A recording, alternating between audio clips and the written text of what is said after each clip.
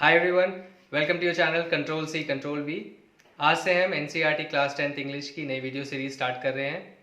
तो बात करते हैं कि इन वीडियो सीरीज में आपको क्या मिलेगा और ये बाकी यूट्यूब वीडियो से अलग कैसे है। आपको हर चैप्टर का लाइन बाय लाइन एक्सप्लेनेशन मिलेगा, हर डिफिकल्ट वर्ड्स का मीनिंग और उसका यूसेज मिलेगा।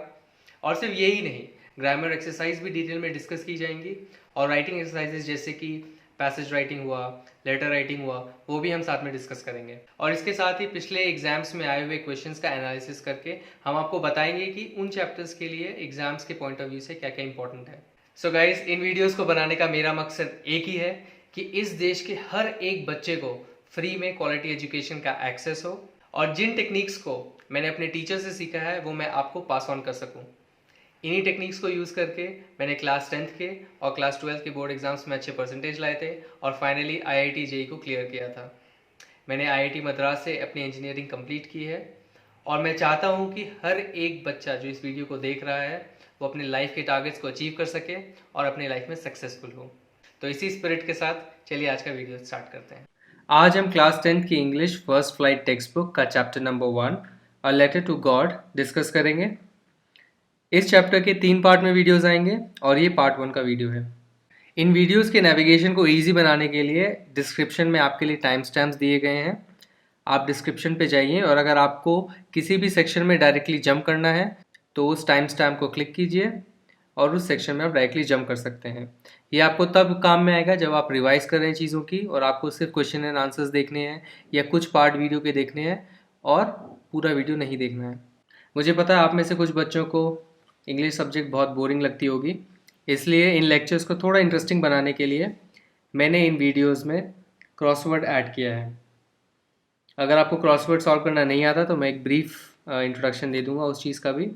बट इन क्रॉसवर्ड से होगा क्या, इन क्रॉसवर्ड्स को करके आपको उस चैप्टर से रिलेटेड जो भी इस वीडियो में पढ़ाया जा रहा है उसका एक क्विक रिकैप हो जाएगा। सो अगर इस वीडियो को आपने अच्छे से देखा है तो इस क्रॉसवर्ड को सॉल्व करने के लिए आपको कोई भी मुश्किल नहीं होगी। और इस वीडियो के बीच में मैं छोटे छोटे हिंट्स भी देता रहूँगा ताकि आपको सॉल्व करने में थोड़ा ईजी हो जाए। ये क्रॉसवर्ड्स किन चीज़ को टारगेट कर रहे हैं? ये क्रॉसवर्ड्स आपके चैप्टर्स की वोकेबलरी को टारगेट करेंगे। सो आपके चैप्टर्स में कुछ कुछ अच्छे वर्ड्स होंगे जिनको मैं चाहता हूँ कि आप याद रखें और एग्जाम्स में भी यूज़ करें। तो उन वर्ड्स को इस क्रॉसवर्ड में मैं डालूंगा ताकि आपका एक क्विक रिवीजन हो जाए। तो चलिए देखते हैं कि इन क्रॉसवर्ड्स को कैसे सॉल्व करते हैं। यहाँ पे आपके सामने वर्टिकल के कुछ क्लूज दिए हैं और कुछ हॉरिजॉन्टल के क्लूज दिए हैं। सो फॉर एग्जांपल वर्टिकल में कुछ नंबरिंग है 1 2 3 4 एंड हॉरिजॉन्टल में कुछ नंबरिंग है 3 5 6 7। ये नंबर्स कोरिस्पॉन्ड करते हैं इन नंबर्स को जो आप इन सेल्स में देख रहे हैं। और वर्टिकल मतलब ये वर्टिकल हिंट इस सेल नंबर 1 का सेल इधर और ऊपर से नीचे आपको वो वर्ड बनाना है। सिमिलरली हॉरिजॉन्टल में आप नंबर देखिए 5 एंड इसका हिंट है प्राइवेट एंड पर्सनल और आप 5 नंबर ढूंढिए अपने क्रॉसवर्ड में जो कि यहाँ पर है एंड ये वर्ड आपका लेफ्ट टू राइट फॉर्म होगा। पर्सनली मुझे ऐसा लगता है क्रॉसवर्ड सॉल्व करना एक बहुत ही अच्छी स्किल है। आप बहुत सारे क्रॉसवर्ड न्यूज़पेपर्स में भी देख सकते हैं, ऑनलाइन भी आपको बहुत सारे क्रॉसवर्ड मिलेंगे। क्रॉसवर्ड से एक पजल सॉल्विंग स्किल इंक्रीज करता है और एक फन वे है आपके लिए इन चैप्टर्स को रिवाइज करने के लिए। इस चैप्टर से पहले आपके टेक्स्ट बुक में एक एक्टिविटी दी है। What is that activity? One of the cheapest ways to send money to someone is through the post office. Have you ever sent or received money in this way? Here's what you have to do. As you read the instructions, discuss with your teacher in class the meanings of these words: counter, counterclerk, appropriate, acknowledgement, counterfoil, record. Consult a dictionary if necessary. Are there words corresponding to these English words in your languages? तो यहाँ पे कह रहा है कि सबसे सस्ता तरीका किसी को भी पैसे भेजने का है कि आप पोस्ट ऑफिस का इस्तेमाल करें। एंड आपसे पूछा जा रहा है क्या आप बच्चों ने कभी भी किस पोस्ट ऑफिस से किसी को पैसे भेजे हैं या रिसीव किए हैं? ये स्टेटमेंट शायद आज के ज़माने में ट्रू ना हो, बिकॉज अगर आपके पास स्मार्टफोन है और आप जिसको पैसे भेज रहे हो उसके पास भी स्मार्टफोन है तो आपके पास हज़ारों ऐप्स है जिनके थ्रू आप पैसे भेज सकते हो। और अगर आपके पास फॉर एग्जांपल गवर्नमेंट की भीम ऐप है तो आप भीम से भी पैसे भेज सकते हैं। बट स्टिल इस एक्टिविटी को इसलिए रखा गया है ताकि आपको एक स्किल डेवलप हो। वो स्किल क्या है हम डिस्कस करेंगे। वो स्किल ये है कि जब भी आप किसी गवर्नमेंट ऑफिस में जाते हो, या तो गवर्नमेंट ऑफिस हो या तो इवन बैंक्स हो, तो वहाँ पे बहुत सारे फॉर्म्स होते हैं। तो अगर आपको कोई भी या तो सर्विस रिक्वेस्ट देनी होती है, आपको कोई भी काम करवाना होता है, तो आपको एक फॉर्म फिल करना होता है। तो वो फॉर्म फिल करने की स्किल आपको एक तरह से सिखाई जा रही है। एंड इस पर्टिकुलर चैप्टर में आपको मनी ऑर्डर कैसे भरा जाता है वो बताया जा रहा है। आज इलेक्ट्रॉनिक मनी ऑर्डर करके चीज़ें मौजूद हैं पोस्ट ऑफिस में। उसमें भी आपको एक फॉर्म फिलअप करना होता है, जो कि इस चैप्टर में जो फॉर्म दिया उससे थोड़ा अलग है। बट आप इस चीज़ को ऐसे मत देखिए कि मैं कभी मनी ऑर्डर तो भेजूंगा नहीं, तो मैं क्यों ये एक्टिविटी करूं। तो ये एक्टिविटी उसके लिए नहीं दी गई है। ये एक्टिविटी आपको वो स्किल बढ़ानी है कि जब भी आप किसी गवर्नमेंट ऑफिस में जाते हो या इर्रेस्पेक्टिव गवर्नमेंट, अगर किसी प्राइवेट सर्विसेज को लेते हो, अगर आपको किसी तरह का फॉर्म भरना होता है, तो आपको फॉर्म कैसे भरना है, आपको फॉर्म्स के पार्ट्स कैसे आइडेंटिफाई करने हैं, और कौन से पार्ट्स आपको भरने हैं, कौन से पार्ट्स नहीं भरने हैं, कौन से टेक्निकल वर्ड्स हैं जो आपको समझने हैं, वो तो आपकी प्रैक्टिस यहाँ पे करवाई जा रही है। सो उस प्रैक्टिस के पार्ट में आपसे पूछा जा रहा है कि आपको इन वर्ड्स का मतलब पता है क्या, कि काउंटर का मतलब क्या होता है। तो काउंटर में पता है, जब भी हम बैंक्स या पोस्ट ऑफिस में जाते हैं तो अलग अलग क्यूबिकल्स बने होते हैं, अलग अलग सेक्शन बने होते हैं, जहाँ पे एक पर्सन बैठा होता है आपका सर्विस रिक्वेस्ट लेने के लिए। तो उसको काउंटर्स बोलते हैं। एंड काउंटर क्लर्क, जो उस काउंटर पे बंदे बैठे होते हैं, उनको काउंटर क्लर्क बोलते हैं। अप्रोप्रिएट का क्या मतलब है? अप्रोप्रिएट मतलब जो सही चीज़ हो। इन अनदर वर्ड्स आप बोल सकते हो सूटेबल। एक्नॉलेजमेंट मतलब एक्नॉलेज करने का मतलब होता है आप एडमिट करो टू अ ट्रूथ। मतलब आपको हामी भरनी है कि अगर आपने किसी को कोई चीज़ दी है तो आप एक्नॉलेज कर रहे हो, तो इसका मतलब आप बोल रहे हो उसको कि हाँ मैंने वो चीज़ रिसीव कर ली है। या किसी ने आपको कुछ कहा और अगर आपने एक्नॉलेज किया, इसका मतलब उस पर्सन ने आपको जो भी कहा है आप उसको मान रहे हो, तो इसका मतलब होता है एक्नॉलेज। एक्नॉलेजमेंट का मतलब होता है उस एक्ट को, उस मानने की एक्ट को, या उस रिसीव करने की एक्ट को एक्नॉलेजमेंट बोलते हैं। एक्नॉलेजमेंट के लिए बहुत से तरीके होते हैं। या तो आप ओरली एक्नॉलेज कर दो कि हाँ मैंने आपकी बात सुन ली है, या मैंने आपके पैसे ले लिए हैं, कोई भी चीज़ को एडमिट करना। या अगर ऑफिशियल वे देखें तो एक्नॉलेजमेंट के लिए कभी कभी आपको एक रिसीट मिलती है, तो आपको रिसीट में लिख के दिया जा सकता है कि हाँ हमने आपसे पैसे ले लिए हैं, या हमने आपके पैसे दे दिए हैं। तो एक्नॉलेजमेंट के अलग अलग फॉर्म्स हो सकते हैं। काउंटर फॉइल को सिंपल वर्ड्स में बोले तो रिसीट हो गया।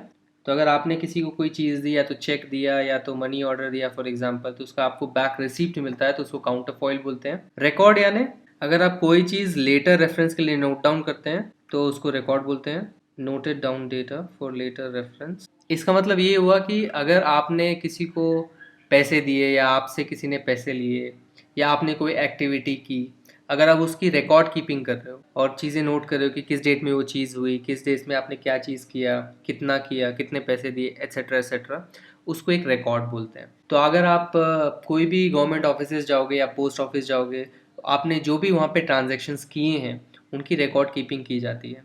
तो ये सब टर्म्स आपको सुनने में आएंगे। Consult a dictionary if necessary, are these words corresponding. तो आपसे पूछ रहा है कि यहाँ पे इन वर्ड्स का आपके लैंग्वेज में कुछ वर्ड्स एग्जिस्ट करते हैं या नहीं। सो फॉर एग्जांपल अगर आप देखोगे in day to day language, counter को हम काउंटर ही बोलते हैं, काउंटर क्लर्क को काउंटर क्लर्क ही बोलते हैं। एक्नॉलेजमेंट के लिए और काउंटर फॉइल के लिए जनरली हम वर्ड यूज करते हैं रिसीट। रिकॉर्ड को जनरली हम डे टू डे लैंग्वेज में रिकॉर्ड ही बोलते हैं। नाउ जैसे कि हमने बोला कि यहाँ पे मनी ऑर्डर फॉर्म कैसे भरते हो उसका स्टेप्स दिया गया है, तो देखिए क्या है यहाँ पे। तो जैसे कि मैंने कहा कि इस एक्टिविटी में आपको एक मनी ऑर्डर फॉर्म भरना है, तो उसके स्टेप्स यहाँ पे दिए गए हैं। चलिए उनको पढ़ते हैं।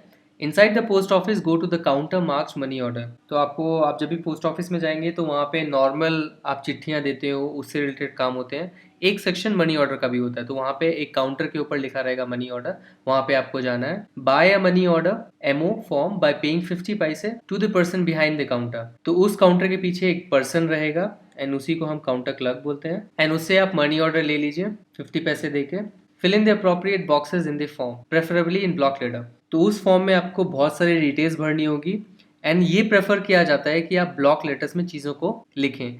ऐसा इसलिए बोला जाता है कि फॉर एग्जाम्पल आप यहाँ देखिए, मैंने लिखा है यहाँ पे काउंटर क्लर्क, तो मेरी हैंड राइटिंग कर्सिव में ऐसा हो सकता है कि सबको समझ में ना आए एंड सबकी हैंड राइटिंग सेम नहीं होती। पर जब भी आप कोई चीज़ें ब्लॉक लेटर में लिखते हो कि मोर और लेस सबकी हैंड राइटिंग सिमिलर और क्लियर होती हैं।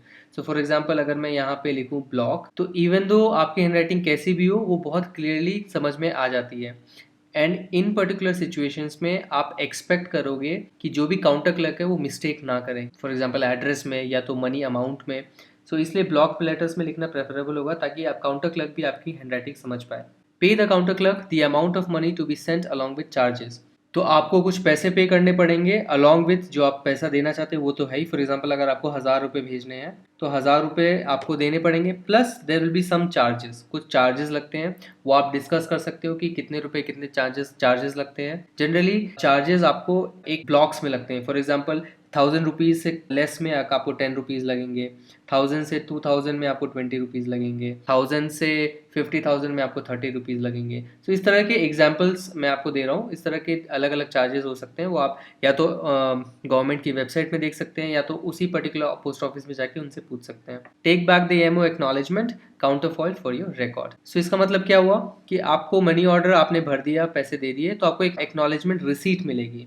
वो रिसीट आप अपने रिकॉर्ड कीपिंग के लिए रख लीजिए। फॉर एग्जांपल फ्यूचर रेफरेंस के लिए अगर आपका पैसा पहुंचा नहीं जिसको आप भेज रहे हैं, या आपको चीज़ें याद रखनी कि आपने किसको कब कितने पैसे भेजे, तो वो रिकॉर्ड कीपिंग के लिए आपके लिए रिसीट मिलेगी। नाउ मनी ऑर्डर फॉर्म कुछ ऐसा दिखता है, एंड इस मनी ऑर्डर में टोटल 6 सेक्शंस होते हैं। So this complete section is the first section. ये जो मिडिल सेक्शन है ये ऑफिस यूज के लिए है, एंड इसमें अगर आप गौर से देखें तो ये एक सेक्शन है, ये दूसरा सेक्शन है, तो टोटल 3 सेक्शंस हो गए। एंड ये एक्नॉलेजमेंट फॉर्म है, ये 4th सेक्शन है, ये एक और एक्नॉलेजमेंट फॉर्म है, ये 5th सेक्शन है, और this is the space for communication, ये 6th सेक्शन है। सो इन टोटल आपके पास 6 सेक्शन होते हैं इस फॉर्म में। नाउ फर्स्ट सेक्शन को अगर आप देखें तो आप नोटिस करेंगे कि यहाँ पे इंडियन पोस्ट ऑफिस का लोगो है, भारतीय डाक, और ये आप जनरली स्पीड पोस्ट का ये लोगो देखते हैं। यहाँ पे लिखा है department of post India money order, और यहाँ पे अमाउंट लिखा है। नाउ ये चीजें ऑब्जर्व करना इसलिए इंपॉर्टेंट है कि आप क्योंकि लिटरेट हैं, आपको कोई बेवकूफ़ नहीं बनाना चाहिए।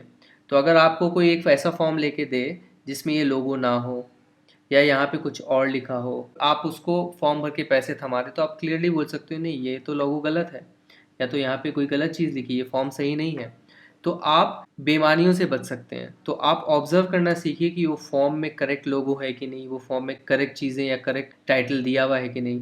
तो ये आपको एक्सपीरियंस से आएगा, बट ऑल्सो आपकी ऑब्जर्वेशन स्किल होनी चाहिए इन चीज़ों को डिटेक्ट करने के लिए। तो ये वाला सेक्शन जो फर्स्ट सेक्शन है, ये आपको अपनी डिटेल्स यहाँ पे भरनी है। सो यहाँ पे लिखा है पे रुपीज़। जनरली जितने भी फॉर्म्स आप देखोगे जहाँ पे आपको अपने फॉर्म्स में पैसे भरने हैं, तो वहाँ आपके 2 तरीके से आपको अमाउंट लिखना होता है।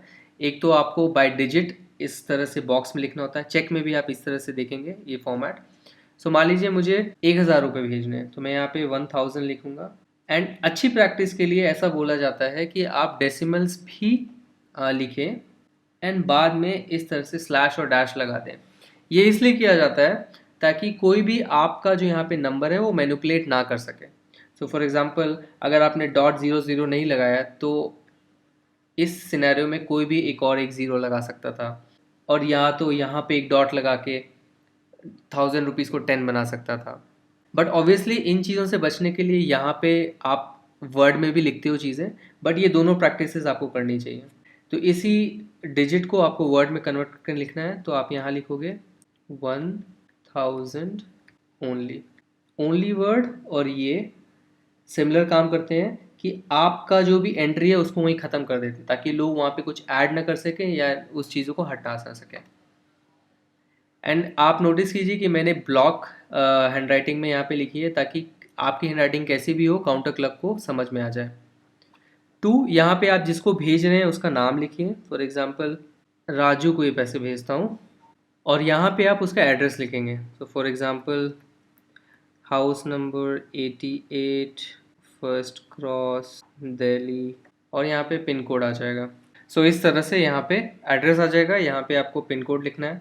पिन कोड 6 डिजिट को होता है, और हर डिजिट को आप एक बॉक्स में लिखेंगे। एंड इस सेक्शन के नीचे डेट होगा, और आपको यहाँ पे डेट भरनी है, एंड यहाँ पे आपका सिग्नेचर का स्पेस होगा, और यहाँ पे आपको कुछ साइन करना है, जो कि आप यहाँ पे देख सकते हैं। Now section 2 and 3 office use के लिए हैं, बट यहाँ पे कुछ ऐसे इंपॉर्टेंट इन्फॉर्मेशन है जिन पे आपको गौर करना चाहिए, जैसे कि मनी ऑर्डर नंबर। तो ये एक यूनिक नंबर होगा जो इस मनी ऑर्डर से रिलेटेड होगा, और वो एज अ रेफरेंस आप यूज़ करेंगे। यहाँ पे स्टैम्प लगेगा, 2 टाइप के स्टैम्प होंगे, एक ऑब्लॉन्ग स्टैम्प, एक इस स्टैम्प में बहुत ज़्यादा डिटेल्स होंगे, राउंड स्टैम्प एक पर्टिकुलर सील जैसा होगा। सिमिलरली यहाँ पे एक कंबाइंड स्टैम्प लगेगा, और यहाँ पे असिस्टेंट पोस्ट मास्टर का सिग्नेचर होगा। सिमिलरली यहाँ पे सिग्नेचर ऑफ पेई, signature of witness, and signature of paying official. Now इसका क्या मतलब है? ये पर्टिकुलर ट्रांजैक्शन जो ऑफिस में हैंडल कर रहा है उसका सिग्नेचर होगा।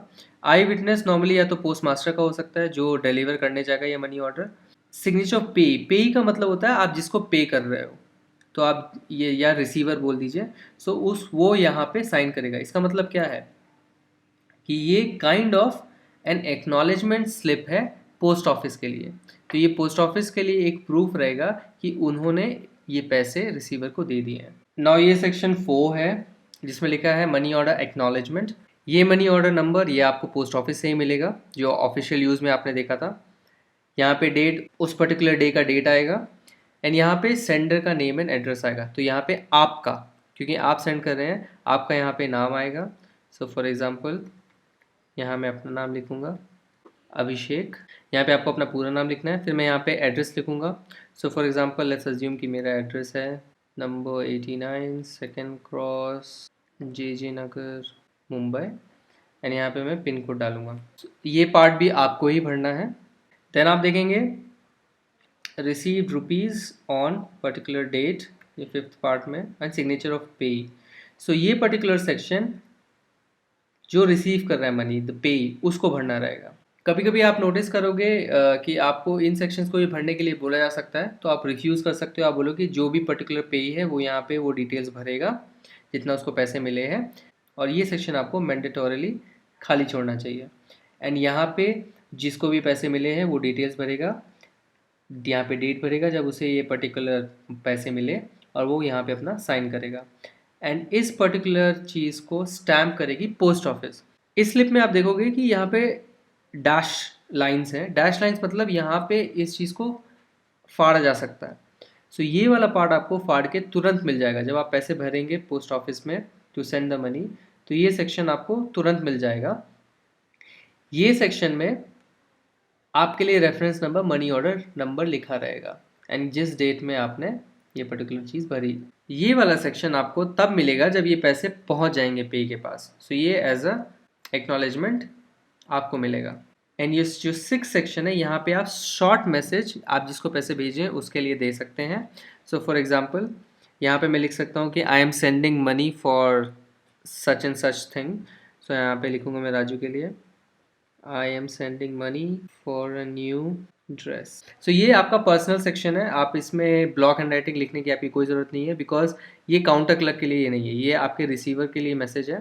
तो आप किसी भी तरह से ये मैसेज आप किसी भी लैंग्वेज में लिख सकते हैं। तो आई होप इस पर्टिकुलर एक्टिविटी से आपको समझ में आया होगा कि किस तरह से आपको फॉर्म फिल करना है, क्या क्या चीज़ों को आपको ध्यान रखना चाहिए और आपको किन किन चीज़ों का ध्यान रखना है कि आपको नहीं भरना है। Think about who you will send the money to and how much you might want to send money for a magazine subscription or to a relative or a friend. ये section हमने कर लिया। Or you may fill out the form with yourself as a sender and your partner as a receiver. Use a part of your pocket money. So ये particular activity में आपको detail दिया जा रहा है कि आपको कैसे भरना है, ये हम ऑलरेडी कर चुके हैं। Notice that form has 3 parts: the money order form, the part of official use, and the acknowledgement. What would you write in the space for communication? So I hope आपको ये समझ में आ गया होगा कि कैसे different parts को आपको डील करना है। Now complete the following statements. So अगर आपको ये एक्टिविटी समझ में आ गई तो इन पर्टिकुलर सेंटेंसेस को आपको कंप्लीट करना है। In addition to the sender, the form has to be signed by the. So इसमें पूछ रहा है कि सेंडर के अलावा, मतलब अगर आप पैसे भेजें तो आपके अलावा फॉर्म किसको साइन करना होता है? पेई को भी, जिसको पैसे मिल रहे हैं। The acknowledgement section of the form is sent back by the post office to the. acknowledgement section form का किसको वापस मिल जाता है? सेंडर को। लेकिन उसमें किसका साइन भी होता है? पेई का भी साइन होता है। Space for communication section is use for, किस लिए यूज़ करते हैं? ताकि आपको एक प्राइवेट मैसेज सेंड कर सके, to sending some personal message. तो अगर आपको कोई पर्सनल मैसेज भेजना है तो आप वहाँ पे सेंड कर सकते हैं। द फॉर्म है 6 सेक्शंस, हमने ये चीज़ देख ली थी। The sender needs to fill out. So sender आपको कितने सेक्शंस फिल करने थे वहाँ पे? सो फर्स्ट सेक्शन आपने देखा आपको फिल करना है। Second and third section official use के लिए था। फोर्थ सेक्शन जो कि एक्नॉलेजमेंट सेक्शन था वो आपको भरना था, जिसमें सेंडर का नाम, मतलब आपका नाम और एड्रेस था होता, वो स्लिप आपको वापस मिलती मनी ऑर्डर नंबर के साथ, तो वो भी आपको भरना था। तो first section, fourth section, fifth section पेई को भरना होता है, उसने कितने पैसे रिसीव किए, तो आपको नहीं भरना है। एंड द लास्ट 6 सेक्शन जो कि एक पर्सनल मैसेज जो आपको लिखना है वो आपको भरना है। सो आउट ऑफ 6 सेक्शंस आपको 3 सेक्शंस भरने हैं। सो यहाँ पे आएगा 3। एंड द रिसीवर, रिसीवर को कितने सेक्शन भरना है? 1 सेक्शन भरना है। एंड बाकी 2 सेक्शन ऑफिशियल यूज़ के लिए होते हैं। आपके एनसीईआरटी की इंग्लिश टेक्स्ट बुक में बिफोर यू रीड सेक्शन दिया होता है हर चैप्टर के पहले। और इन सेक्शंस को पढ़ना बहुत ही इंपॉर्टेंट है बिकॉज वो एक कॉन्टेक्स्ट सेट करते हैं। ये मैंने अपने दूसरे क्लास के वीडियोस में भी एक्सप्लेन किया है बच्चों को कि कैसे बिना इनको पढ़े आपको कॉन्टेक्स्ट क्लियर नहीं होगा, और ऐसा भी हो सकता है कि इनको बिना पढ़े आप उन स्टोरीज़ को डीपली समझ ना पाएँ और उसे इन्जॉय नहीं कर पाएंगे। तो ये कॉन्टेक्स्ट सेट करते हैं, और इनको आप अगर एक बार पढ़ लेंगे तो आपको क्लियर हो जाएगा कि आप क्या एक्सपेक्ट करने वाले हैं उस चैप्टर्स में। तो चलिए इसको पढ़ते हैं। They say faith can move mountains, but what should we put our faith in? This is the question the story delicately poses. Lencho is a farmer who writes a letter to God when his crops are ruined, asking for 100 pesos. Does Lencho's letter reach God? Does God send him the money? Think what your answers to these questions would be and guess how the story continues before you begin to read it. So इसमें लिखा है कि ऐसा कहा जाता है कि जो फेथ है, फेथ यानी जो आपका विश्वास है, आप जिन चीज़ों पे विश्वास करते हैं उससे चट्टान को भी हिलाया जा सकता है। Faith can move mountains, but हमें किन चीज़ों पे अपना फेथ रखना है, किन चीज़ों पे हमें विश्वास करना है, किन चीज़ों पे अपना बिलीफ रखना है, यही क्वेश्चन ये स्टोरी आपके सामने रख रही है। दिस स्टोरी डेलिकेटली यानी नाजुक तरीके से, पोजेज यानी आपके सामने रख रही है। Lencho is a farmer who writes a letter. तो लेंचो एक फार्मर है जिसकी यहाँ पे स्टोरी दी गई है। वो भगवान को एक चिट्ठी लिखता है, और वो कब लिखता है वो चिट्ठी? जब उसके क्रॉप्स पूरी तरह से डिस्ट्रॉय हो जाते हैं। रूइंड यानी पूरी तरह से नष्ट हो जाना, डिस्ट्रॉय हो जाना। And he is asking for 100 pesos. Now मैंने आपको कहा था कि बिफोर यू रीड सेक्शंस आपके सामने एक कॉन्टेक्स्ट सेट करते हैं। सो बहुत ही सटल वे में आपके सामने एक लोकेशन का कॉन्टेक्स्ट सेट कर दिया गया है। पेसोस कहाँ की करेंसी है? पेसोस नॉर्मली लैटिन कंट्रीज़ में यूज़ होता है, और यहाँ पे मैक्सिकन सेटअप में स्टोरी है। सो लेंचो एक मैक्सिकन फार्मर है, एंड पेसोस का मतलब है एक यूनिट ऑफ करेंसी। तो जैसे कि हम यहाँ पे रुपीज़ का इस्तेमाल करते हैं, वहाँ पे वो पेसोस का इस्तेमाल करते हैं। और अगर मैं आपको थोड़ा सा और डिटेल दूँ तो एक Mexican pesos approximately 3 Indian rupees के बराबर होता है। सो आपसे यहाँ पे कुछ क्वेश्चंस पूछे जा रहे हैं। क्या लेंचो का लेटर भगवान तक पहुँचा? क्या भगवान ने उसको पैसे भेजे? एंड आपको सोचना है कि क्या ऐसा हो सकता है, एंड आप गेस कीजिए कि स्टोरी कैसे कंटिन्यू होगी, स्टोरी में क्या हुआ होगा इसको रीड करने से पहले। तो आपको क्या लगता है कि क्या लेंचो का लेटर भगवान के पास पहुंचा होगा? आपको पता है ऑब्वियसली नहीं, ऐसा नहीं हो सकता कि वो भगवान के पास पहुंचे। एंड क्या भगवान ने उसको मनी भेजा? भगवान भी मनी नहीं भेज सकते डायरेक्टली उसको। तो स्टोरी में ऐसा क्या है हम देखेंगे। सो आइए चैप्टर की रीडिंग स्टार्ट करते हैं। The house, the only one in the entire valley, sat on the crest of a low hill. From this height, one could see the river and the fields of ripe corn dotted with the flowers that always promised a good harvest. So एक घर है जो पूरी घाटी में इकलौता घर है। वो एक छोटी सी यानी कम ऊंची पहाड़ी के ऊपर बना हुआ है। क्रेस्ट यानी पहाड़ी का ऊपर का हिस्सा। तो अगर आपको पिक्चर में दिखाऊं तो ये कुछ ऐसा सा दिखेगा। सो ये एक इलाका है जहाँ पे एक छोटी सी पहाड़ी है, एंड उस पहाड़ी के टॉप को क्रेस्ट बोलते हैं। From this height one could see the river and the field of ripe corn dotted with flowers. And इस हाइट से आप रिवर देख सकते हैं। इसका मतलब उस पर्टिकुलर एरिया में एक रिवर है। कॉर्न की फील्ड है। राइप यानी पके हुए, मतलब रेडी फॉर हार्वेस्ट है वो कॉर्न। उनको काटा जा सकता है और उनको बेचा जा सकता है। सो एक फील्ड है कॉर्न का। Dotted with flowers it always promise a good harvest. और वो हमेशा अच्छा हार्वेस्ट देने का प्रॉमिस करते हैं। इसका मतलब वहाँ पे हमेशा से अच्छी फसल होती है। सो वहाँ पे जो कॉर्न फील्ड है वो रेडी फॉर हार्वेस्ट है। यहाँ पे एक इंटरेस्टिंग यूसेज हुआ है डॉटेड वर्ड का। डॉटेड विथ फ्लावर्स का मतलब होता है कि इस पर्टिकुलर फील्ड में उस हाइट से जो फ्लावर्स हैं वो डॉट्स की तरह दिख रहे हैं, चारों तरफ डॉट्स हैं ऐसे लग रहे हैं। एंड इस तरह की यूसेज आप अपने सेंटेंसेस में भी कर सकते हैं। एंड इन वर्ड्स के यूसेजेस का इंपॉर्टेंस इसलिए है, फॉर एग्जांपल आप जैसे इन वर्ड्स का यूज़ करते हो तो एक पिक्चर सा बनता है आपके दिमाग में, रीडर के दिमाग में, कि एक कॉर्न का फील्ड है जहाँ पे कॉर्न है और फ्लावर्स एज डॉट्स की तरह दिख रहे हैं इतनी हाइट से। तो एक विजुअल इमेजरी आती है इन पर्टिकुलर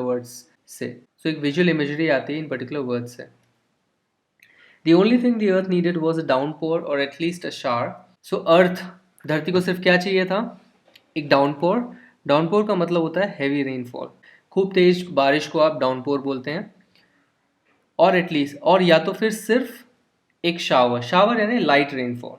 सो एक तरह से डाउनपोर और शावर एक दूसरे के एंटोनिम्स या ऑपोजिट वर्ड्स हैं। लाइट रेनफॉल को शावर बोलोगे और हैवी रेनफॉल को डाउनपोर बोलेंगे। Throughout the morning, Lencho, who knew his fields intimately, had done nothing else but see the sky towards the northeast. Throughout the morning यानी पूरे सुबह Lencho, जो कि हमारा फार्मर है, हमने बिफोर यू रीड सेक्शन में देखा था। तो जो फार्मर है वो अपनी फील्ड्स को इंटीमेटली जानता था। इंटीमेटली का मतलब क्या होता है? इंटीमेटली के दो मतलब होते हैं। एक तो होता है कि to know something in detail, and दूसरा यूसेज होता है in a private and personal way. So अगर आप बोलोगे कि मैं किसी के साथ इंटीमेट हूँ, तो इसका मतलब आप किसी को प्राइवेटली और पर्सनली जानते हैं, या अगर आप किसी चीज़ को इंटीमेटली जानते हैं तो इसका मतलब होता है कि आप उसको इन डिटेल जानते हैं। सो ऑब्वियसली यहाँ पे क्योंकि एक पर्टिकुलर चीज़ के लिए इस्तेमाल किया जा रहा है ये word, so first meaning most relevant है, to know something in detail. और वो पूरी मॉर्निंग क्या किया उसने? और कुछ नहीं किया, बस आसमान की तरफ देखता रहा। एंड किस डायरेक्शन में? North east. सो वो नॉर्थ ईस्ट क्यों देख रहा था? We will come to know. Now we are really going to get some water woman. Double quotes में एक सेंटेंस है, इसका मतलब वो कुछ बोल रहा है। और वो क्या बोल रहा है? कि अब हमें कुछ पानी मिलेगा। मतलब वो बोल रहा है कि अब बारिश होने वाली है। वुमन, वुमन से वो किसको एड्रेस कर रहा है? अपनी बीवी को। The woman who was preparing supper replied, yes God willing. So जो उसकी बीवी है, जिसको द वुमन से वो डिस्क्राइब कर रहा है, वो सपर बना रही थी। सपर का मतलब होता है इवनिंग मील, या लूजली आप डिनर बोल सकते हो। सो डिनर का एक दूसरा वर्ड है सपा। और वो क्या रिप्लाई देती है? हाँ, भगवान चाहे तो, गॉड विलिंग। सो ये भी एक अच्छा वर्ड है। अगर आप इस तरह के वर्ड्स यूज़ करना चाहते हो, भगवान चाहे तो, छोटे छोटे फ्रेजेस, तो आप गॉड विलिंग यूज़ कर सकते हो अपने सेंटेंसेस में। The older boys were working in the field, while the smaller ones were playing near the house until the woman called to them all, "Come for dinner." So इस sentence से हमें पता लगता है कि उनके कुछ बच्चे भी हैं। So जो बड़े बच्चे हैं, the older boys, वो फील्ड में, खेतों में काम कर रहे थे, और जो छोटे हैं वो घर के पास ही खेल रहे थे, तो प्लेइंग नियर द हाउस। कब तक? Until उनकी मम्मी ने उनको बुलाया। क्या बुलाया? कम फॉर डिनर, खाने के लिए आ जाओ। यहाँ पे एक फ्रेजल वर्ब यूज़ किया है, कॉल टू। जब आप कॉल बोलते हो तो कॉल का मतलब होता है बुलाना, बट आप कॉल टू बोलते हो, इसका मतलब चिल्ला के बुलाना। So it's like shout.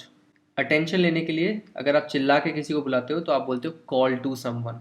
बहुत ही सटल सा डिफरेंस है, calling someone and calling to someone, but बहुत अच्छा यूसेज होगा एंड आप क्लियरली बोल सकते हो कि वो कोई पर्सन उसे नॉर्मली बुला रहा है या तेज से चिल्ला के बुला रहा है। एंड इस तरह के combinations of preposition and verb को फ्रेजल वर्ब्स बोलते हैं। It was during the meal that, just as Lencho had predicted, big drops of rain began to fall. So Lencho ने नॉर्थ ईस्ट की साइड देख के क्या बोला था कि पानी आने वाला है, एंड वैसा ही हुआ जैसे ही उसने प्रेडिक्ट किया था। बहुत बड़ी बूंदों के साथ बारिश होने लगी। In the north east huge mountains of clouds could be seen approaching.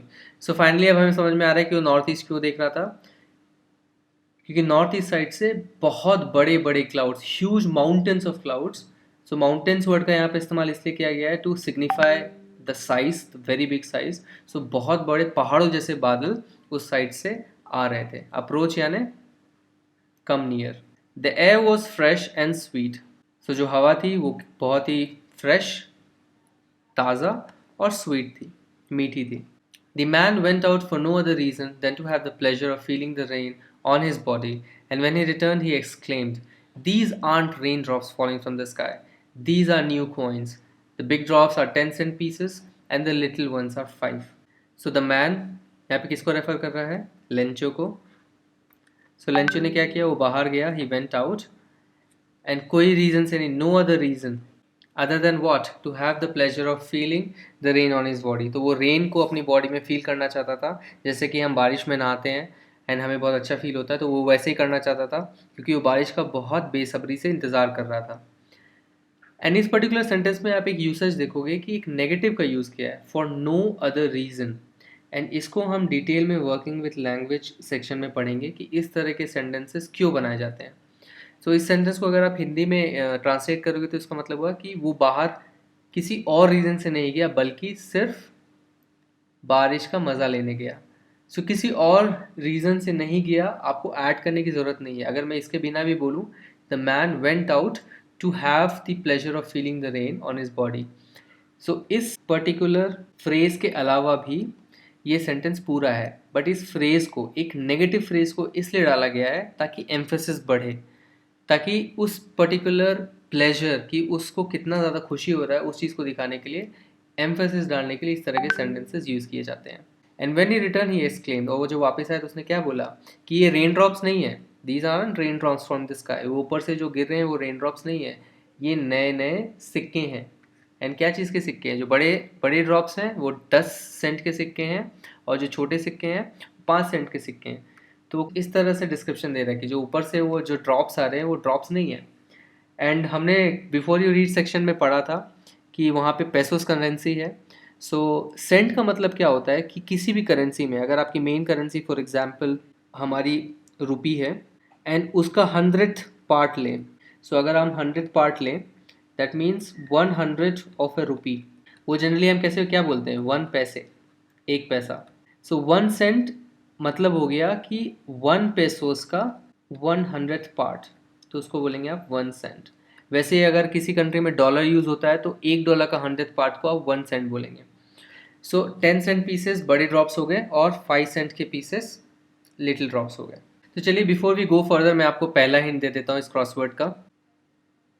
ये रहा यहाँ पे सी, और चलिए आपको एक और हिंट दे देते हैं, ये रहा यहाँ पे P. With a satisfied expression, he regarded the field of ripe corn with its flowers draped in a curtain of rain. But suddenly, a strong wind began to blow, and along with the rain, very large hailstones began to fall. These truly did resemble new silver coins. Satisfied मतलब बहुत ही संतुष्ट feeling के साथ, बहुत ही संतुष्ट expression के साथ, भावनाओं के साथ उसने अपने फील्ड को देखा जो उसमें राइप कॉर्न थे, उसमें फ्लावर्स थे। Draped in a curtain of rain, बारिश की चादर से ढके हुए। सो कर्टन ऑफ रेन को आप डायरेक्टली अगर कन्वर्ट करोगे हिंदी में तो इसका मतलब बारिश का पर्दा नहीं होगा, बारिश की चादर is the right word, right translation. तो आप बोलते हो कि बारिश की चादर से भिज गई है, इसका मतलब curtain of rain. Now drape word बहुत ही इंटरेस्टिंग वर्ड है यहाँ पे, बिकॉज कर्टन के साथ भी इसका यूज़ किया गया है। ड्रेप वर्ड अगर वर्ब फॉर्म में हुआ जैसे यहाँ पे किया गया है तो इसका मतलब होता है कवर्ड, और वही वर्ड अगर नाउन फॉर्म में किया जाए सो ड्रेप्स का मतलब होता है लॉन्ग कर्टन्स। तो जो दरवाज़ों पे या बड़ी बड़ी खिड़कियों पे कर्टन्स लगते हैं उनको ड्रेप्स कहा जाता है। सो ड्रेप वर्ड अगर वर्ब में यूज़ हुआ है इसका मतलब कवर करना, और अगर नाउन फॉर्म में यूज़ हुआ है तो इसका मतलब कर्टन्स के बारे में बोला जाता है। बट आप ध्यान रखिए कर्टन ऑफ रेन का डायरेक्ट मीनिंग होगा बारिश की चादर। But suddenly a strong wind began to blow, and along with the rain, very large hailstones began to fall. पर अचानक से बहुत ही तेज हवा बहने लगी, strong wind began to blow, and बारिश के साथ साथ बहुत ही बड़े very large hailstones, hailstones यानी ओले के पत्थर, hailstones भी गिरने लगे। सो ओले भी गिरने लगे बारिश के साथ साथ। These truly did resemble new silver coins, और ये hailstones क्या बोल रहे हैं वो कि सिल्वर कॉइन्स से रिजेंबल ज़रूर कर रहे थे, बिकॉज हेलस्टोन्स कैसे होते हैं? आइस जैसे दिखते हैं, सिल्वरी कलर के चमकते हैं, तो वो सिल्वर कॉइन्स जैसे दिख रहे थे। The boys exposing themselves to the rain ran out to collect the frozen pearls, और उनके बेटों ने क्या किया? वो बाहर भागे बारिश में और फ्रोजन पर्ल्स मतलब अगेन हेल स्टोन्स।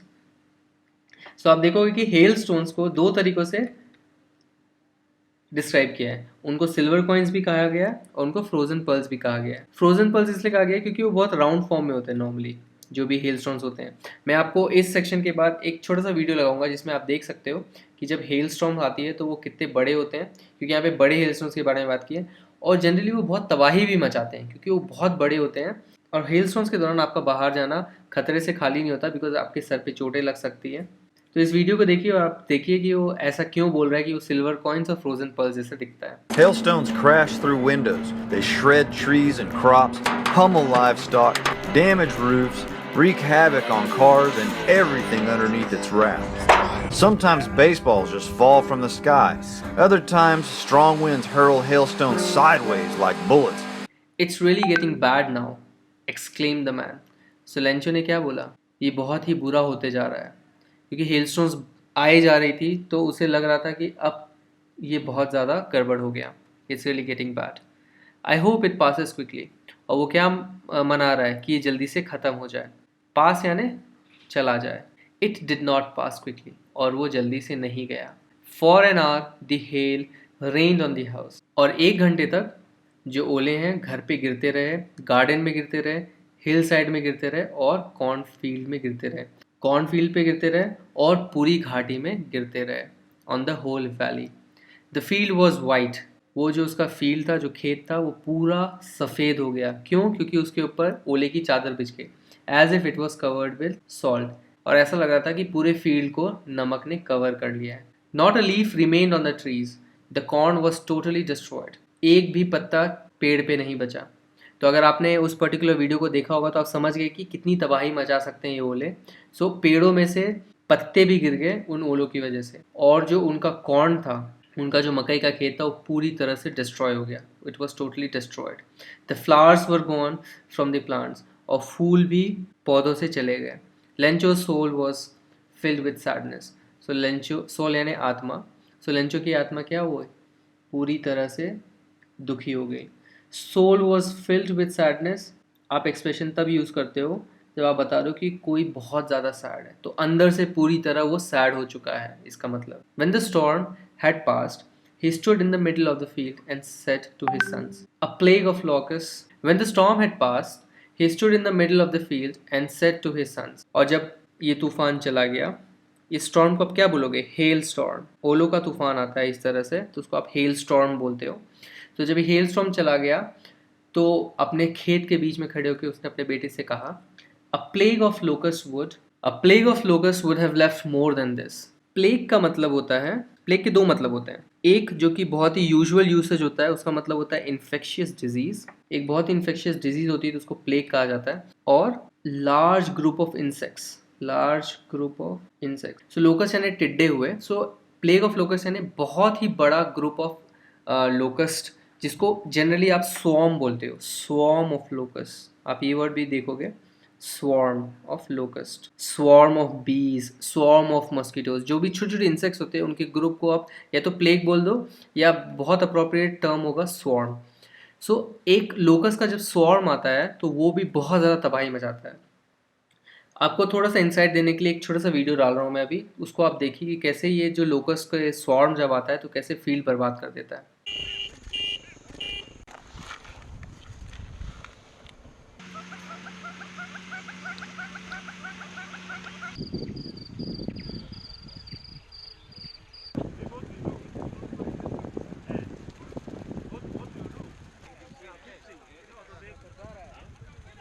तो इस वीडियो से आपको पता चल गया होगा कि कितनी तबाही मचाते हैं लोकस्ट। तो लेंचो यहाँ पे बोल रहा है कि लोकस्ट का प्लेग भी इससे ज़्यादा कॉर्न छोड़ देता, इस हेल ने तो कुछ भी नहीं छोड़ा। The hail has left nothing, this year we will have no corn, ये साल हमारे पास मकई बिल्कुल भी नहीं होगी। That night was a sorrowful one, so वो रात कैसी थी? उदासीन थी, उदासी से भरी थी। आप इसको ग्लूमी भी बोल सकते हैं। All our work for nothing, double quotes लगे हैं, इसका मतलब यहाँ पे डायलॉग्स हैं, तो कुछ कोई बोल रहा है। जनरली कौन क्या बोल रहा है वहाँ पे मेंशन होता है, पर यहाँ पे कुछ मेंशन नहीं। इसका मतलब फैमिली आपस में बातें कर रही है। इट डजेंट मैटर कौन क्या बोल रहा है, पर चलिए वो क्या बोल रहे हैं सुनते हैं। All our work for nothing, हमारा जितना भी काम हुआ था उसका कोई सारांश नहीं, हमने जितना भी काम किया सब बेकार हो गया। There's no one who can help us, अब हमारी मदद के लिए कोई नहीं आएगा, कोई नहीं है जो हमारी मदद कर सकता है। We'll all go hungry this year, हम सब इस साल भूखे रहेंगे। तो चलिए मैं आपको सेकंड हिंट देता हूँ इस क्रॉसवर्ड के लिए। फोर्थ वर्टिकल में आपको एक हिंट दे देता हूँ, यहाँ पे आएगा H। एक और हिंट चाहिए आपको? चलिए 3 में देता हूँ, यहाँ पे O आएगा। बट आई एम श्योर इस वीडियो को अभी आपने देख लिया है, तो आप ये अपने आप क्रॉसवर्ड आप कर सकते हैं। Oral comprehensions. Question number 1, what did Lencho hope for? So Lencho ने किस चीज़ की उम्मीद की थी? उसे बारिश चाहिए थी। सो लेंचो होप्ड फॉर रेनफॉल। आप यहाँ पे ध्यान रखिएगा कि फॉर अ रेनफॉल नहीं आएगा, बिकॉज रेनफॉल एक अनकाउंटेबल नाउन है and it doesn't take a और an as an article. Why did Lencho say the raindrops were like new coins? So Lencho ने ऐसा क्यों कहा कि जो बारिश की बूंदें हैं वो नए सिक्कों जैसी हैं? So Lencho said that the raindrops were like new coins because these raindrops would irrigate his cornfield and produce good crop which he can harvest and earn money by selling them. So इसका क्या मतलब हुआ? उसने ऐसा इसलिए कहा क्योंकि raindrops क्या करेंगी? उसकी कॉर्नफील्ड को इरिगेट करेंगी। इरिगेट मतलब होता है सिंचाई करना। सो उसके कॉर्नफील्ड की सिंचाई करेगी और इन रिटर्न क्या होगा, it will produce good crop, और उसका क्रॉप क्या होगा, उसकी फसल बहुत अच्छी होगी जिसको वो हार्वेस्ट कर सकता है। हार्वेस्ट मतलब क्रॉप को काटना, which he can harvest and earn money by selling them, और फिर उसे बेच के वो पैसे कमा सकता है। सो इस तरह से आप अपने आंसर्स को फ्रेम कर सकते हैं। अगर आपको चाहिए कि ये सेंटेंस बहुत ज़्यादा लंबा हो गया क्योंकि इसमें 2 बार एंड लगा है, तो आप ऐसे भी लिख सकते हैं, because these raindrops would irrigate his field, full stop, then it will produce good crop which he can harvest and earn money by selling them. So, ज़रूरी नहीं है कि आपको बड़े बड़े कंपाउंड सेंटेंसेस लिखने हैं, आप सिंपल शॉर्ट सेंटेंसेस लिखेंगे तो ज़्यादा क्लियर होगा, ज़्यादा क्रिस्प होगा। How did the rain change, what happened to Lencho's fields? Rainfall turned into hailstorms after a heavy wind began to blow. It destroyed Lencho's crops completely. The field was completely covered with hailstones. So इस question में क्या पूछा है कि जो बारिश थी वो कैसे बदल गई, फर्स्ट पार्ट, सेकेंड पार्ट, और फिर लेंचो के फील्ड को क्या हुआ। सो आप देखो, मैंने जो आपको समझाया था क्वेश्चन नंबर 2 में, मैंने इस क्वेश्चन नंबर 3 के आंसर को ब्रेक किया सेंटेंसेस में to keep it simple. Rainfall turn into hail storm, rainfall ओलो के तूफान में बदल गई, हेल स्टॉर्म से बदल गई। After a heavy wind began to blow, जब एक बहुत तेज हवा बहने लगी। सो ये फर्स्ट पार्ट का आंसर हो गया। अब सेकेंड पार्ट का आंसर क्या होगा, it destroyed Lencho's crops completely, Lencho के क्रॉप को उस हेलस्टॉर्म ने पूरी तरह से डिस्ट्रॉय कर दिया। नाउ क्योंकि स्पेसिफिकली वो फील्ड के बारे में यहाँ पे क्वेश्चन पूछा जा रहा है, सो फील्ड में क्या थे, क्रॉप्स थे, तो आपने बता दिया क्रॉप्स जो है डिस्ट्रॉय हो गए, और फील्ड को स्पेसिफिकली क्या हुआ था, the field was completely covered with hail stones. आपके बुक में एक सेंटेंस दी है कि the field completely turn white as if it is covered with salt, तो आप इस तरह से इसको लिख सकते हैं, the field was completely covered with hail stones. Question 4, What were Lencho's feelings when the hail stopped? So Lencho की कैसी फीलिंग थी जब hail खत्म हो गई? Lencho was sad and sorrowful as he saw his crops completely destroyed by the hailstones. So Lencho की feeling क्या थी? He was sad and sorrowful. वो दुख से भरा हुआ था। आपके बुक में सेंटेंस यूज किया कि his soul was filled with sadness. आप उसको सिंपली लिख सकते हैं Lencho was sad. आपको ज़रूरी नहीं है कि कॉपी पेस्ट करना है अपने टेक्स्ट बुक के सेंटेंसेस से। मैं हालांकि आपको इनकरेज करूंगा कि जब भी आप आंसर लिखें, आप आंसर सिंपल रखें, बट अगर आपके हाथ में गुड वोकेबलरी है तो उसको इस्तेमाल करने से बिल्कुल ना चूकें। जैसे सॉरोफुल हो गया, ये वर्ड्स अगर आप लिखेंगे जो कि आपके टेक्स्ट से हो सकते हैं, या तो अभी आप चैप्टर 1 पढ़ रहे हो तो आपके चैप्टर 1 से वोकेबलरी होगी, आप क्रॉसवर्ड करोगे तो आपको वोकेबलरी एनरिच होगी, आपकी रिवाइज हो जाएगी। पर जैसे जैसे आप प्रोग्रेस करेंगे तो ईयर एंड तक आपकी वोकेबलरी सिर्फ एक चैप्टर की नहीं होगी, आपके सारे चैप्टर्स की वोकेबलरी आपके साथ होगी। सो उन वोकेबलरी को, उन अच्छे वर्ड्स को आप इस्तेमाल करने से ना चूकें, बिकॉज राइटिंग स्किल जो होती है, जो आपको यहाँ पे एनसीईआरटी पढ़ाना चाह रही है, writing is one of the skills जिसमें गुड चॉइस ऑफ वर्ड्स को हमेशा अप्रिशिएट किया जाता है। अगर मान लीजिए एक स्टूडेंट ने एग्जाम में लिखा है Lencho was sad and sorrowful, और एक पर्टिकुलर बच्चे ने लिखा है लेंचो वॉज नॉट हैप्पी, सो जब आप नॉट हैप्पी या इस तरह के वर्ड्स लिखते हो तो इससे क्लियर हो जाता है कि आपको नॉट हैप्पी का एक एक्चुअल वर्ड नहीं पता है। तो मैंने बहुत सिंपल एग्जांपल दिया, ऐसे बहुत सारे एग्जांपल्स आपको आएंगे। फॉर एग्जांपल मैंने इस पर्टिकुलर बुक में एक नया वर्ड यूज़ किया था, हेल स्टॉर्म। आपकी बुक में हेल स्टोन्स वर्ड यूज़ किया है, हेल स्टोन्स यानी ओले के टुकड़े, ओले के पत्थर, बट जब वो तूफान आया तो उसको हेल स्टॉर्म बोला जाता है। मैंने आपको हेल्प किया एक नया वर्ड एक्सप्लोर करने के लिए। तो इस तरह के नए वर्ड्स अगर आप यूज़ करते हो तो आपकी डेप्थ ऑफ नॉलेज क्लियर होती है। तो ये जो ओरल कॉम्प्रिहेंशन चेक्स है, इससे आपकी अंडरस्टैंडिंग क्लियर होती है कि चैप्टर की अंडरस्टैंडिंग आपकी कैसी है। और अगर आप उस आंसर्स में अपनी अंडरस्टैंडिंग के साथ साथ अगर अपनी वोकेबलरी का स्किल भी दिखाएंगे तो आप गारंटी लीजिए आपके एग्जाम्स में अच्छे मार्क्स आएंगे। As he saw his crops completely destroyed by the hail stones. As मतलब एज हम यूज़ कर रहे हैं बिकॉज की जगह। सो क्योंकि उसने अपने क्रॉप्स को पूरी तरह डिस्ट्रॉय होते देखा, किसके द्वारा, हेल स्टोन्स के द्वारा। He was worried about the future of his family as they might go hungry that year. So आपके लास्ट वाले जो 3 सेंटेंसेस थे जिसमें कॉन्वर्सेशन हो रही थी फैमिली मेम्बर्स के बीच में, उससे उस पर्टिकुलर कॉन्वर्सेशन से समरी क्या निकलती है कि वो परेशान थे। तो अगेन आपकी अंडरस्टैंडिंग क्या हुई उस कॉन्वर्सेशन से कि वो परेशान है, तो आपको उसको सेंटेंस में लिखना है। So he was worried about the future of his family. Future of the family क्यों, क्योंकि वो बोल रहा था कि इस साल तक हमें पता नहीं क्या होगा, हम भूखे रहेंगे। So it is about the future of his family as they might go hungry that year. And आप अगर नोटिस करेंगे, आप जाइए टेक्स्ट में जाइए एंड यू सी कि उस पर्टिकुलर कॉन्वर्सेशन में उसने क्या बोला था। मैंने उस कॉन्वर्सेशन को बहुत ही सटल तरीके से इनडायरेक्ट स्पीच में कन्वर्ट कर दिया है। सो वो डायरेक्ट स्पीच था क्योंकि वो एक दूसरे से बातें कर रहे थे, that is direct speech, and मैंने उसका एक पार्ट लेके उसको इनडायरेक्ट स्पीच में कन्वर्ट कर दिया। सो इस तरह की आप टेक्निक अपना सकते हैं। ये आपने पिछले क्लासेस में देखी, इंग्लिश ग्रामर पढ़ी है आपने, तो वो टेक्निक्स यूज़ कर सकते हैं आप अपने आंसर्स में। सो आई होप ये लेक्चर आपको पसंद आया होगा। सो इस वीडियो को देखने के बाद पार्ट 1 की वोकैबुलरी आपके दिमाग में सेट हो गई होगी, तो उसको आप सेल्फ टेस्ट कीजिए क्रॉसवर्ड के ज़रिए, क्रॉसवर्ड को सॉल्व कीजिए। आई एम प्रीटी श्योर कि आप इस क्रॉसवर्ड को सॉल्व कर पाएंगे, और इस क्रॉसवर्ड का आंसर आपको नेक्स्ट वीडियो में तो ज़रूर मिलेगा, पर मैं आपको एनकरेज करता हूँ कि अगर आपको आंसर्स अभी से मिल गए हैं, आपने क्रैक कर लिया है, तो कमेंट्स में उन आंसर्स को लिखें। चलिए देखते हैं कि सबसे पहले कमेंट में आंसर कौन लिखता है। मैंने आपको इंट्रो में बोला था कि इन वीडियो सीरीज से मेरा मेन मकसद ये है कि मैं आपको कंट्रोल सी कंट्रोल वी यानी कॉपी पेस्ट वाले पैटर्न से अलग करूं। मैं चाहता हूं कि आप लोग ओरिजिनल बने, ओरिजिनलिटी दिखाएं। आपको मैं उस स्किल को डेवलप करने के लिए पूरी कोशिश करूंगा। आपकी राइटिंग स्किल डेवलप करूंगा, मैं आपकी वोकैबुलरी स्ट्रॉन्ग करूंगा, और मैं एग्ज़ाम ओरिएंटेड चीज़ें आपको पढ़ाऊंगा ताकि आपके एग्ज़ाम से मार्क्स अच्छे आएँ। पर आपको एक चीज़ का ध्यान ज़रूर रखना है कि रट्टाफिकेशन से और कॉपी पेस्ट करके आपके एग्ज़ाम्स में अच्छे से अच्छे मार्क्स नहीं आ सकते। आप शायद पास हो जाएंगे, 50 ले आएंगे, 60 ले आएंगे, और शायद 70 भी ले आएंगे, पर अगर आपको 100 मार्क्स लाना है एग्ज़ाम में तो आपको रट्टाफिकेशन से दूर हटना होगा। और ये सिर्फ इंग्लिश में ही वैलिड नहीं है, ये सारे सब्जेक्ट्स में वैलिड है। बट मैं इंग्लिश में आपको इस चीज़ पे इसलिए स्ट्रेस कर रहा हूँ कि मैंने जो नोटिस किया है, और मैं अपने एक्सपीरियंस से बोल रहा हूँ, कि इंग्लिश में बच्चों को क्या लगता है कि बहुत ही बोरिंग सब्जेक्ट है, और अगर हम लिटरेचर रट लें, क्वेश्चन आंसर्स रट लें, तो एग्ज़ाम्स हमारे अच्छे जाएंगे। पर ऐसा नहीं है। ये जो एनसीईआरटी ने आपके लिए बुक बनाई है, ये बहुत ही सोच समझ के बनाई है, और इन एनसीईआरटी बुक्स में जो चैप्टर्स हैं उनका मेन मकसद ये है कि आपका ना ही लिटरेचर स्ट्रॉन्ग हो, बट आपका ग्रामर स्ट्रॉन्ग हो।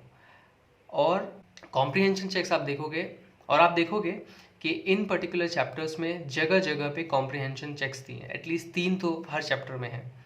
सो इन कॉम्प्रिहेंशन चेक्स से आपको टेस्ट किया जा रहा है कि आपकी कॉम्प्रिहेंशन का मतलब होता है कि आपको कितनी समझ में आ रही है चीज़ें, तो आपको समझ को टेस्ट किया जा रहा है। और यही सेम चीज़ आपके एग्ज़ाम में एज कॉम्प्रिहेंशन पैसेजेस आती हैं, तो आपका वहाँ पे वो स्किल ऑलरेडी टेस्ट किया जाता है, और यहाँ पे आप इन चैप्टर्स के ज़रिए इसको लिटरेचर ना समझ के कॉम्प्रिहेंशन पैसेजेस समझ के इस स्किल को डेवलप कर सकते हैं। और गाइस, मैं आपको ये भी बताता हूँ कि ये जो इंग्लिश की स्किल है, ये आपको लाइफ लॉन्ग काम आएगी।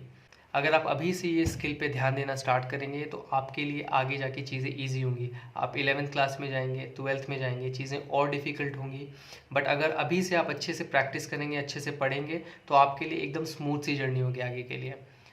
आपको इंग्लिश को एज ए सब्जेक्ट ट्रीट नहीं करना है, आपको इंग्लिश को एज ए स्किल ट्रीट करना है जो आपको लाइफ लॉन्ग काम आएगी।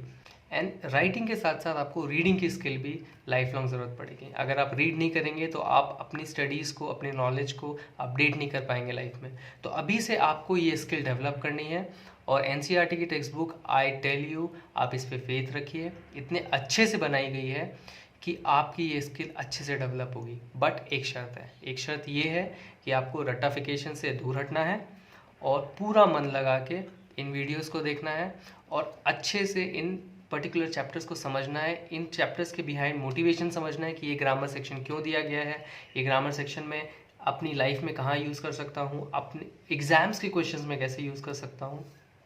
डोंट वरी, मैं यहाँ पे आपको लाइफ लेसन नहीं दे रहा हूँ, मैं एग्ज़ाम ओरिएंटेड वीडियोस बनाऊँगा। हमारे क्वेश्चन आंसर सेक्शंस में मैं पूरी कोशिश करूँगा कि आपको जितने भी पिछले साल के क्वेश्चंस एंड आंसर्स आए हैं उन पर्टिकुलर चैप्टर से, वो मैं आपको बताऊँ। बट एग्ज़ाम में अच्छे मार्क्स लाने के लिए ट्रस्ट में आपको एक चीज़ ज़रूर करनी होगी, इंग्लिश को एज अ सब्जेक्ट ना माने, इंग्लिश को एज अ स्किल माने, एंड रियली एन्जॉय इट। मैं इन वीडियो सीरीज़ में आपको डिफरेंट टिप्स दूंगा, डिफरेंट बुक्स सजेस्ट करूंगा। जिनको इंटरेस्ट है वो एक्स्ट्रा रीडिंग कर सकते हैं, ताकि आपकी ये जो स्किल है और जो आपकी वोकैबुलरी है वो दिन प्रतिदिन इम्प्रूव होती जाए। एक दिन में आप इंग्लिश नहीं सीख सकते। मेरी मदर टंग हिंदी है, एंड आई एम श्योर अगर आप वीडियो देख रहे हैं तो आपको भी हिंदी आती होगी। आपकी मदर टंग कुछ और हो सकती है, बट इंग्लिश ऐसा लैंग्वेज है जिससे आप पूरे वर्ल्ड से कनेक्ट कर सकते हैं। सो एंड इंडिया इतना डेवलप कर रहा है, I trust you by the time आप डॉक्टर्स, इंजीनियर्स या कोई भी प्रोफेशन में जाएंगे, रियल वर्ल्ड में स्टेप इन करेंगे, जब आप कमाने लगेंगे, आई एम श्योर आपका इंटरेक्शन वर्ल्ड के लोगों के साथ होगा। आप ऐसे घर में बैठ के या ऑफिस में बैठ के दुनिया के अलग अलग लोगों से इंग्लिश में बात कर रहे होंगे। सो अभी से आपको वो स्किल डेवलप करनी है। सो अभी से आप इस लैंग्वेज को सीखिए। इंग्लिश बहुत ही ईजी है। इनफैक्ट कोई भी सब्जेक्ट को सीखना इतना मुश्किल नहीं है। अभी आप जिस एज में हैं उसमें आपका दिमाग सबसे तेज़ चलता है। आप इस एज में नई से नई चीज़ें सीख सकते हैं, बट आपको सही सोर्स से सीखना है। तो मैं पूरी कोशिश करूंगा कि ये वीडियोस आपके लिए एक सही सोर्स का काम करें और इन वीडियोस को देखिए। अगर आपको लग रहा है कि कुछ इन वीडियोस में चीज़ें सही नहीं हैं, आप बेहिचक इन वीडियोस पे फीडबैक दे सकते हैं। मैं आपके फीडबैक्स को लूँगा, वीडियोस को आपके अकॉर्डिंग बनाऊंगा ताकि आपके नीड्स को केटर कर सकूँ। ये वीडियो सिर्फ आपके लिए है एंड मैं चाहता हूँ कि इस चैनल के साथ साथ आप भी ग्रो करें। Thanks for watching this video. अगर आपको ये वीडियो पसंद आया है तो इस वीडियो को लाइक दीजिए, इस वीडियो को शेयर कीजिए अपने फ्रेंड्स के साथ और इस चैनल को सब्सक्राइब कीजिए। इन छोटे स्टेप्स के साथ आप हमारे चैनल को सपोर्ट कर सकते हैं ताकि हम आपके लिए अच्छे से अच्छे वीडियोस बनाएं और ज़्यादा सब्जेक्ट्स के लिए आपके लिए वीडियोस बनाएं। तो see you in the next video. Bye bye.